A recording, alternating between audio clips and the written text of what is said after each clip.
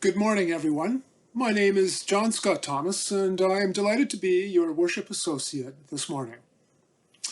Although the doors to our building are closed to do our part in preventing the spread of coronavirus, we still are a vibrant congregation with open minds, spirits, and hearts. This morning, I welcome you into my home and the homes of this morning's board member, music director, perhaps our director of religious exploration, and I believe this morning's speaker. Thank you for welcoming us into your home. Even though we are in separate places, protecting ourselves and others by staying away from a crowd, here we are together online, listening, connecting, and soon singing. I hope this moment finds you well. A few more announcements. While the building is closed, staff are working remotely and are monitoring emails during usual working hours. Phone calls will be checked less regularly, so do please email for a quicker response. As we won't be seeing each other in person, it is more important than ever to sign up to receive the EUU, our weekly email newsletter. Check our Facebook page and our webpage for notices and updates. Our online calendar is as full as ever. Today, we welcome a guest speaker, Carl Sonnen. He will be talking about living, managing, and thriving with a mental health disability. Carl will discuss his own challenges living with a mental health disability for over 30 years and how it has affected his life and spiritual outlook. Carl has been a member of FirstU Ottawa for about a decade now. He works for the House of Commons as a COTS product integrator and as a developer. He has been involved with the mental health community for over 20 years, working with groups like the Royal Ottawa Mental Health Centre, Ankura Mental Health Supportive Housing, JobQuest, or Metropolitan Toronto. Psychiatric Survivors, or Ottawa, and l'Alliance des Francophones en Santé Mentale, as well as other initiatives. Carl has been managing and thriving with a mental health disability of his own for over 30 years now. We look forward to Carl's words later in the service. I went to the woods because I wished to live deliberately, to front only the essential facts of life, and see if I could not learn what it had to teach, and not, when I came to die, discover that I had not lived. That's by Henry David Thoreau, Walden.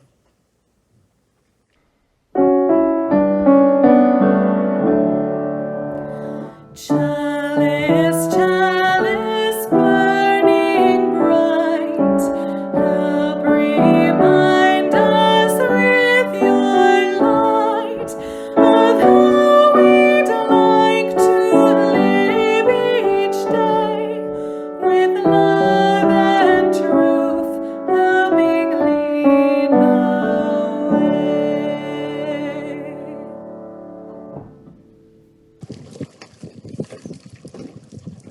Oh, hi there, John here. I'm just out on the cottage dock watching the sun set, enjoying the waves on the other side of the lake, up here in the Ottawa Valley. I've been coming here since I was a kid. One of the great things about being a Canadian is that most of us get to spend a bit of time every summer on a dock somewhere. My latest thing is astronomy. I come down here with binoculars and I'm learning where the constellations are. Last night I saw Andromeda Galaxy. It's just up over there by about 11 o'clock in a couple of hours. And I learned that it's 2.5 million light years away from us. And that means that the light that came from that galaxy started its journey before humans even existed. That is amazing. And galaxies weren't even really understood when my mom, who's just up there, was born in 1930. They just thought they were puffs of gas somewhere near another star. Another thing I like about docks is that my friends, when we have conversations out here, get a bit more real. They talk about things that they otherwise wouldn't talk about. So I hope you get to spend some time on a dock this summer. Cheers.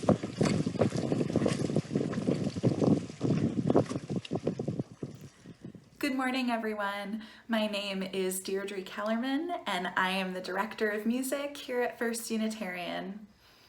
I hope you enjoyed our prelude this morning, which was a recording of Blackbird sung by Fusion, our small chamber choir.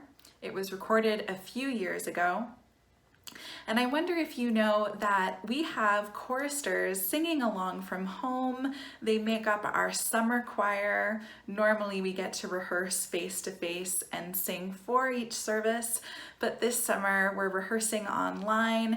And even though we can't hear each other on Sunday mornings, it's nice to know that we're raising our voices together in song.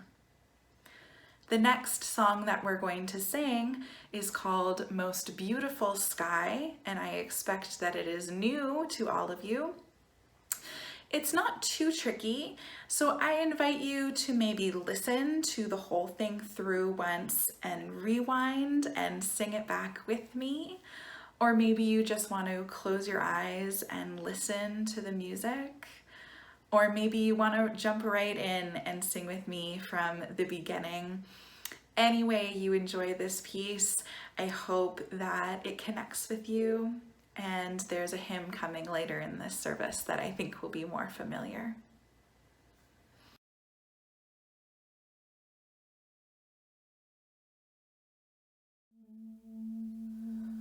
Most beautiful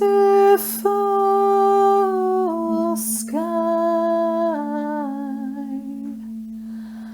I see how you change each day, and each day remain most beautiful sky. I see how you change each day, and each day remain most beautiful sky. I see how you change each day, and each day remain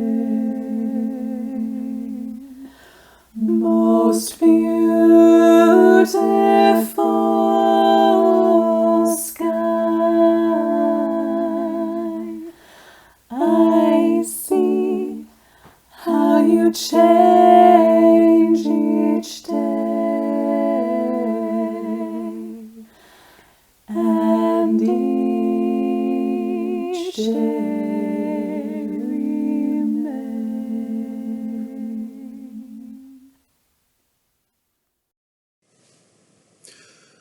This is the time in the service when we are drawn closer to the heart of love at our center and hold those both near and far, loved ones and strangers, in our hearts. I will place a pebble to symbolize the joys and sorrows that remain in our hearts and minds.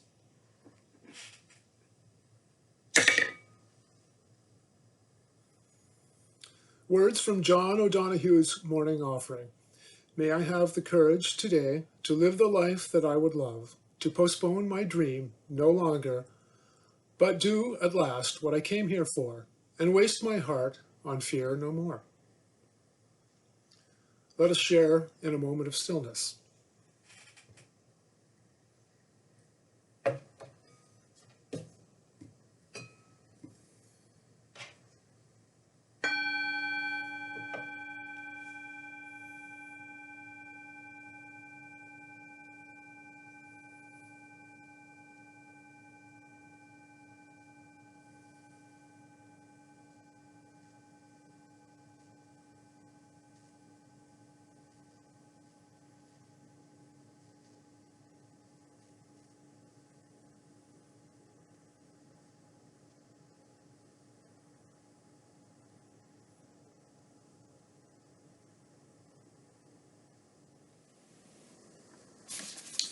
Know and understand that there will be challenges and difficult times.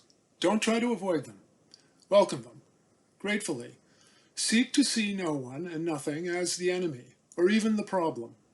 Cultivate the technique of seeing all problems as opportunities, opportunities to be and decide who you really are. Every human thought and every human action is based in either love or fear. Fear is the energy which contracts, closes down, draws in, runs, hides, hoards, harms. Love is the energy which expands, opens up, sends out, stays, reveals, shares, heals. Are you going to be in a place called fear or in a place called love? That's from Conversations with God by Neil Donald Walsh. Hello, my name is Carl Sonnen. I have been a member of Ottawa FirstU for about a decade now. I am a COTS product integrator and software developer currently at the House of Commons. I was raised an Anglican, but left the Anglican Church specifically because I did not support its regressive and unaccepting view towards gay and lesbian people in the 1980s, and because I felt that this view was inhumane and sacrilegious. I am married now and have my own house. I have a bachelor's degree in biology and chemistry and another one in computer science. I also have most of a master's degree in computer science, but I dropped out during my final project because I became bored with the subject. My great historical influencers are Jesus, Buddha, Gandhi, Martin Luther King, Mother Teresa, Isaac Newton, Einstein, Darwin, Turing, and others. In the contemporary age, my heroes are mostly women, such as my mother, my wife, Jane Goodall, Jacinda Ardern, Malala Yousafzai, and the many millions of other brilliant and compassionate women who are taking the lead in poverty, environmental, educational, and social justice reform throughout the world. I am also an individual who has been managing a mental health disability for over 30 years now. I have been diagnosed variously as having bipolar disorder type 1, schizoaffective disorder, schizophrenia, and a whole host of other diagnoses. But I am first and foremost a human being, a child of God, and a child of the universe, just like everyone else. Language here is very important, and not just a matter of being politically correct. You do not refer to someone who has cancer as therefore being a cancer. And similarly, you should not refer to anyone who has a mental health condition as therefore being a schizophrenic, a manic depressive, etc. This use of language indicates that you regard another person most fundamentally by their disease first and not based on their common humanity. At most, it is acceptable to state that someone has a mental health condition that they are currently challenged with, whatever that might be. Even some mental health professionals are unaware of their own biases and prejudice in dealing and categorizing their fellow human beings in this fashion. And from a counseling perspective, they actually do more harm than good, regardless of how competent they might be from a physiological, biochemical, and neurological perspective. In my journey with mental illness over the last 30 years, I have learned that I am no better or worse than anyone else. I take this view not only with regards to other human beings, but with regards to all living things.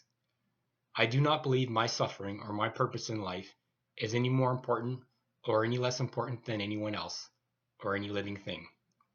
Every day of my life I have made mistakes, and every future day of my life I will continue to make mistakes, as will everyone else.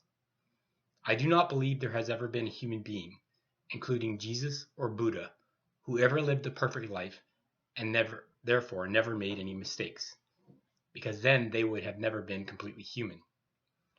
I have been supremely grateful to have been blessed with a disability that gave me greater insight into how marginalized and discriminated communities often feel with regards to majority communities, like privileged, middle class, white male communities, of which I'm also a part. Being part of the sometimes stigmatized mental health community has allowed me insight and a greater degree of empathy and understanding towards other minority groups, like the Black Lives Matter movement, Indigenous groups, gay, lesbian, and transgender individuals, disabled persons, imprisoned people, and other groups that might represent a minority of the population in a specific context, but also represent a very major and important group in another context.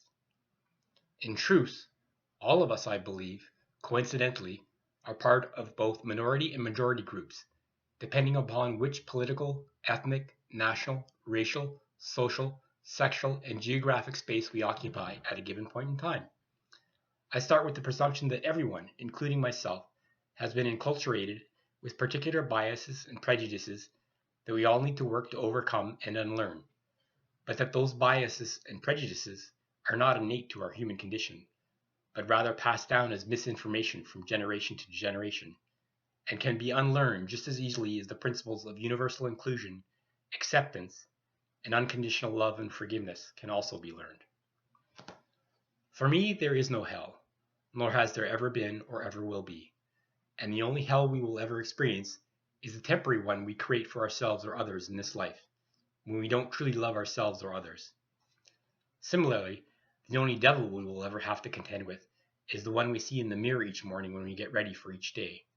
And that's very good news, because there is no supernatural evil force that is more powerful than us that we need to contend with, other than our own potential to capitulate through our own fearfulness towards being selfish, greedy, and to harm others or ourselves as a result. More importantly, in our mirrors and in the face of every living thing, we can also see the face of the Creator. When I first became sick in the 1980s, I felt progressively more and more depressed and hopeless as the days turned into weeks and then into months, where I saw the rest of my life being filled with despair, hopelessness, agony, and no reprieve from my restlessness, anxiety, and fear that I would never know any kind of peace, happiness, or pleasure again. You really don't know how much you take normal day-to-day contentment and happiness for granted until you seem to lose everything in the prime of your life. As my illness became worse and worse over the months, I could no longer bathe or shower myself, and my mother had to bathe her young adult son and make protein smoothies for me to eat, as I could no longer eat solid food due to the overarching spastic nature of my facial muscles and my swallowing reflex. I feared that I would end up in a catatonic state of perpetual agony that would last me for the rest of my life. My mother and I talked seriously about taking a trip to Holland to inquire into the possibility of euthanasia, in case that became necessary, and I even tried once to hang myself from the rafters in the attic of my third-floor bedroom, using an electrical cord that I had fashioned into a noose. Obviously, I was unsuccessful in my attempt, or I would not be speaking to you here today. Then a miracle happened. I remember distinctly thinking one evening that even if this desperate, joyless, depressed, disabled, and non-functional state was all that I would ever know for the rest of my life, I would nevertheless offer my thanksgiving to the Creator and the universe for my existence, no matter how agonizing it was for me to carry on. Shortly thereafter, my psychiatrist prescribed a tricyclic antidepressant, which is a precursor to the modern-day SSRIs. Within hours of taking it, I was lifted from a state of psychological and existential hell and suffering that I would not wish on any human being or any living thing, to a state of almost complete normalcy, wherein I could suddenly bathe and feed myself. I was suddenly able to enjoy basic outings with friends, and to start to plan to return to university to complete my first degree, which I did as soon as the next semester started. Who says heaven, paradise, or nirvana don't exist? They start right here and now, and you certainly don't have to wait until after you die to start experiencing it. For me, every moment I can breathe a single breath, experience life in any emotional state whatsoever, and every day I can get out of bed after either a restful sleep or a night of complete insomnia, and embrace whatever the day has to offer, is a complete and unmitigated miracle for me. Just to be alive here and now and know any happiness or peace at all is a complete and perpetual wonder and joy to me. My fervent wish, hope, and prayer is that each and every one of you can experience the same degree of happiness, peace, fun, fearlessness, and confidence I experience every single day of my life. Amen. This is the time in our service that we usually accept the offering. You may go to our website, or contact our finance manager to find out how you might keep up with your pledge or make a donation during these times. We give these gifts freely. We receive these gifts gratefully. We dedicate these gifts to the work of the congregation, serving human wholeness, caring for the planet, upholding religious freedom, welcoming the stranger, and loving one another.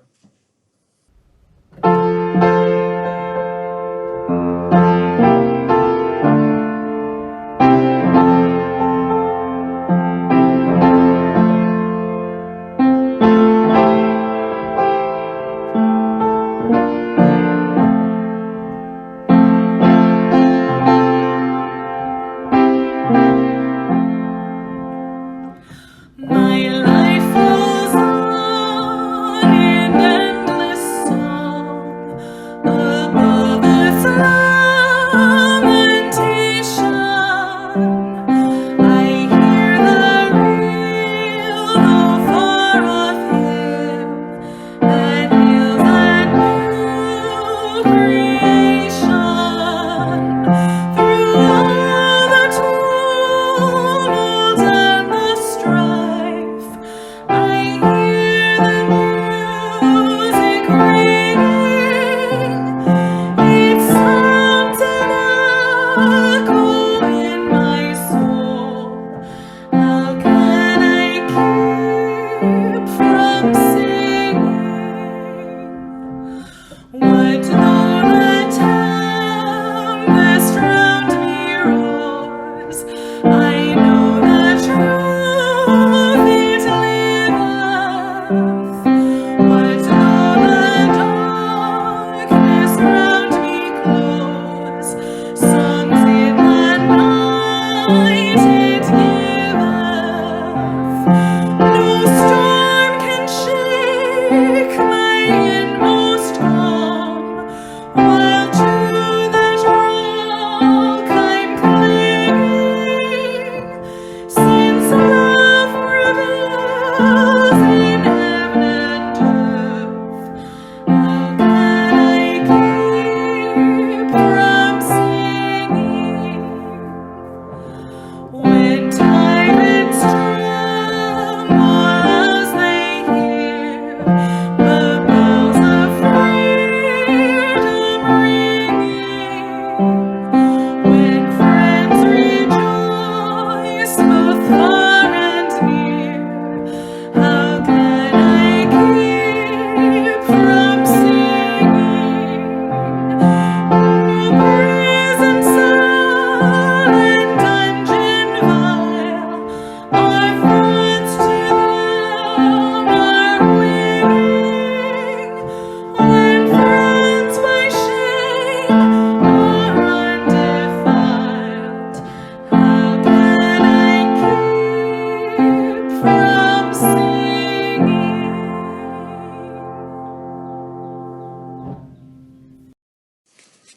Rest is not idleness, and to lie sometimes on the grass, under trees on a summer's day, listening to the murmur of the water, or watching the clouds float across the sky, is by no means a waste of time.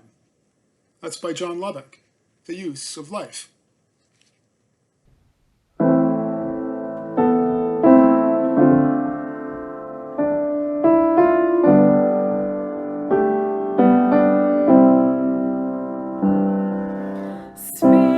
Spirit of life, come unto me. Sing in my heart all the stirrings of compassion. Blow in the wind, rise in the sea. Quod vidas quari de justitia, tenurimo cielum potuo,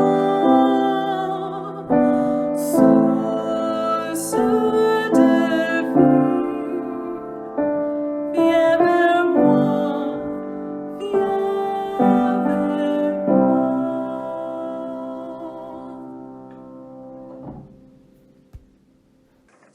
Go in peace, go in love, go in joy, and may all be well with you. Have a good week.